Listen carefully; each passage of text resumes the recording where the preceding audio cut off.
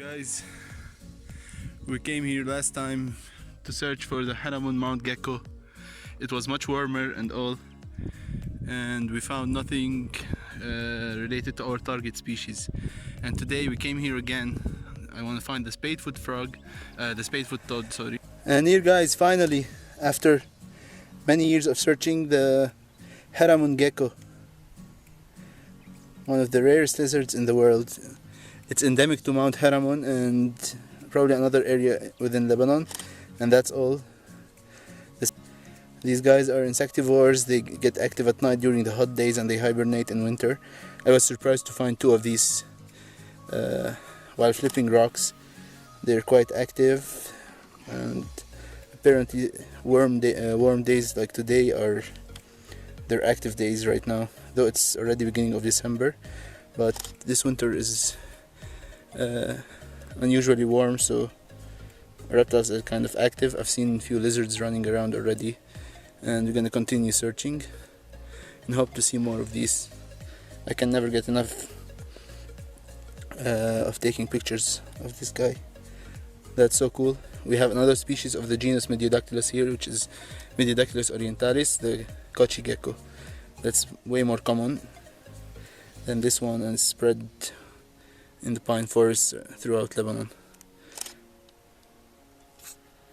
The unique characteristic of this species is the beautiful yellow tail that you can see here. Their body are not very vibrant, but the yellow tail is hard to miss. It's probably one of the brightest colored geckos in Lebanon. We have three other species in total, or at least recorded species in total, and I can say I found them all now since I found this one. A few rocks away we found this beautiful fan-fingered gecko from the genus Mediodactylus. This one is a young one. They grow like twice, three times this size almost. I've seen them. They're dark in color, and you can see the difference between them and the genus Mediodactylus, like the Hermon gecko. These guys have sticky fingers. The Hermon gecko had sort of sharp nails that helps them attach to rocks.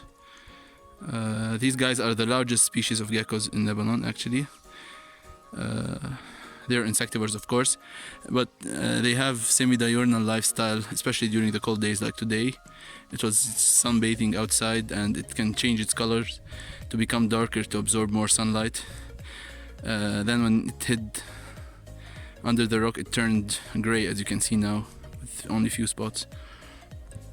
It's a really interesting species. I'm gonna take a few pictures of this beauty and let it go. So guys, we finished our trip at Mount Hermon. It's over there. We were just under that mountain over there, and now I'm gonna show you the Pika Valley. It's like the largest valley in Lebanon. You can see all the agricultural lands, all the lakes, all the lakes here, and look at the clouds, how close they are. Lebanon is an amazing country. It's a small country with amazing biodiversity. I mean, this habitat over there is totally different from the one you find at the coastline, different from the one you find in the north of Lebanon, and different from the one you find in the very south of Lebanon, and different from Hermon Mountain, as you saw earlier. So it's just amazing how a small country can include so many habitats and so many species at once. We're gonna continue our trip now to look for the Caucasian toad. I still want to find a huge one. It's gonna take another hour of driving, and we'll be searching after sunset as well, because that's when they will get active. Here it's way too cold, so that area will have more chances of finding Caucasian toad, since we didn't find the spadefoot near Mount Hermon, as they are probably hibernating now and hiding in holes, because the temperatures are dropping down to like 4 degrees Celsius during the night. So hope you enjoyed so far, and stay tuned for the rest. And now guys, we arrived at our second destination. The point was to reach here after dark, so the amphibians are active. Since it's too cold for the spadefoot now, you're gonna have to wait till the spring. And for now I'm gonna be looking for the large Caucasian toad. It's one of their habitat. You can see the other video. Alright, our waiting finally paid off. This is the first Near Eastern fire salamander for the night. Ta-da! Beautiful specimen, very bright colors, as you can see. That's good because apparently the activity started now, so hopefully the toad will come out as well. What's up, guys? Welcome to another episode of Herping Lebanon, or another day of Herping Lebanon. Today we're gonna be looking in this area again. Rained last night and it's cloudy now, so the area should be crowded with salamanders, but my main goal is to find the Caucasian toad. It's a large toad, a close relative to the common toad in Bufo. This area is known for them, kind of. So I'm hoping to find some large toads. I've never seen these guys in the wild before, so it would be extremely rewarding if I find at least one of them. And our first encounter for the day. It's a cutest baby fire salamander. Look at this tiny one. It was just here in the leaf litter. I moved it, so it started moving around. You can easily spot it by the yellow spots it has. That's so adorable. I think it's stuck in this rocky thing, but there's plenty of food, so I try not to interfere. I think it's happy here, and you can always exit from places like this. So I will take still shots of this one and let it go, and continue looking for the Caucasian toad. I mean, the habitat is completely awesome, so I'm positive we'll find this.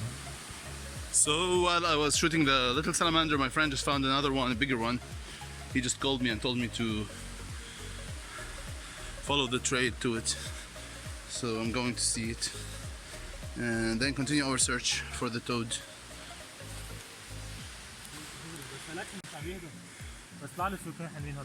Another salamander, guys. Look at this.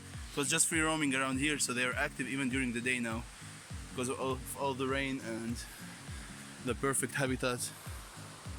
As you can see, this is the habitat of the Caucasian toad and these fire salamanders. That's so cool. And we found salamander number 3, also a young adult. It was just free roaming around here. That's actually the first time I see so many fire salamanders just roaming around. Usually I find them under rocks and leaf litter. This one was just sitting enjoying the rain and looking for earthworms probably. Also have beautiful spots, beautiful pattern. Tried to take some pictures, but the lighting is not very great, so I will leave it alone. And salamander number 4 for the day. That's the largest so far. It looks like a female. Let's grab it. They are all roaming around. It's just a small area, and we found like 4 around here just out in the open. It's so cool. It's really the most concentrated area with salamanders, and we picked an awesome timing to look for them. Look at this head pattern. She's heading to hide in the rocks, so I will try to take pictures before she completely hides. And another salamander for the day. You can already see how active they are.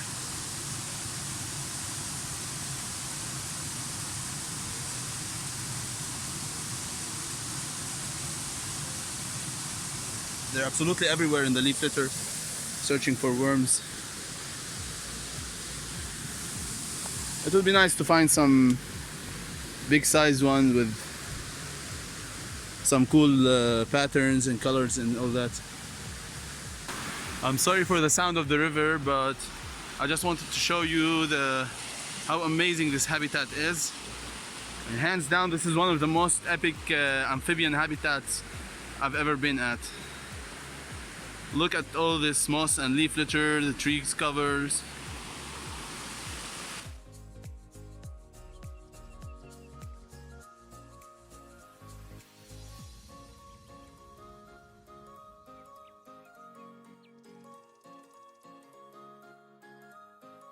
Here you got salamander like number 7 or so for the day.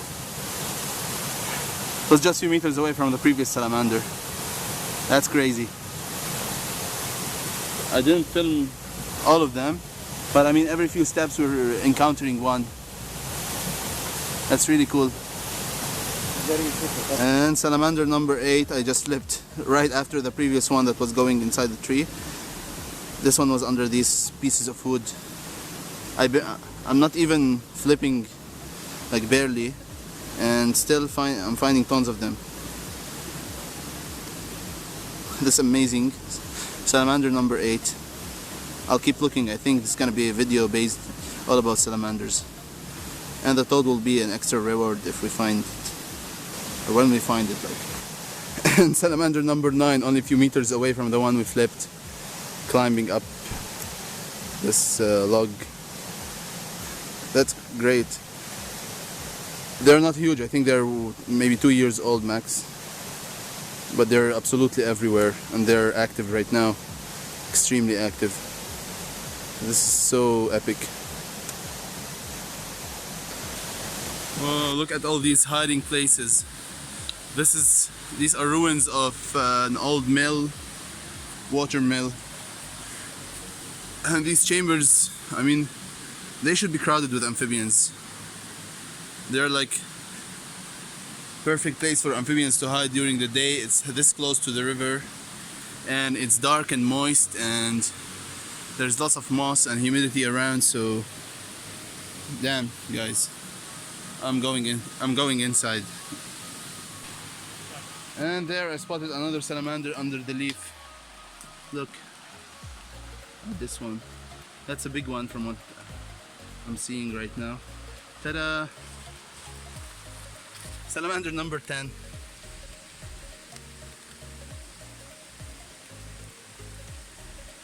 Right near the river. Salamander number 11 was sitting inside this wheel. When I flipped it, it just fell there. These wheels gather water, a little bit of water, which makes them a nice place for amphibians to hide, with just enough humidity for them not to drown, and at the same time to keep them moist. So I will just flip it back this way, it can climb out easily.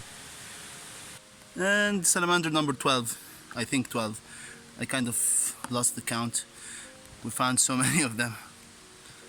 It's just moving out in the open during the day. That's cool. That means they're still out. That means there's a big chance we still find many amphibians, even though it's not as early as before. You can see the tail of another salamander over there, right near the river. Here he goes inside. That's like number 13. And still counting, but no toads. That's weird. Amphibians are thriving here. No wonder. I mean, we found the salamanders. The toads are nowhere to be seen yet, but with all the conditions, I'm very positive we're gonna find some. If not here, maybe a bit farther. But this is so epic. I'm enjoying the trip itself, the hike itself. Finally, guys, my very first Caucasian toad. That's a tiny one, but it's amazing. It just made my day. We were just going back on the same trail we came by, and it jumped from under us. Look at this beauty. Look at these patterns. It's completely dry with kind of red spots. It looks very prehistoric and amazing toad species. So I'll take lots of pictures of this one. Can't believe we found it. So guys, I can consider this a completely successful trip. We found the toad we were looking for. This is the first encounter. It's epic. It's the most beautiful toad I've ever seen. Look at this. It's almost impossible to spot it unless it moves among the leaves. Look at the color. It's the Caucasian toad. They grow really big. They are the largest frog toad species in Lebanon. And they found in very certain areas, not as distributed as the variable toad. I'm gonna say goodbye to this handsome boy or girl. Yeah, go back. It's getting very rainy. I'm gonna try to hide somewhere until it's dark. And another beautiful fire salamander just emerged in the middle of the day. It's a beautiful with lots of yellow on it. I think it's a female as well, and it's just posing over there, not seeing us. I'll take some in situ shots and let it go. It's amazing. We're leaving now because we have to be at home for the lockdown. We cannot stay till it's dark, unfortunately, though it's much more likely to find toad at night. So we're gonna just take pictures.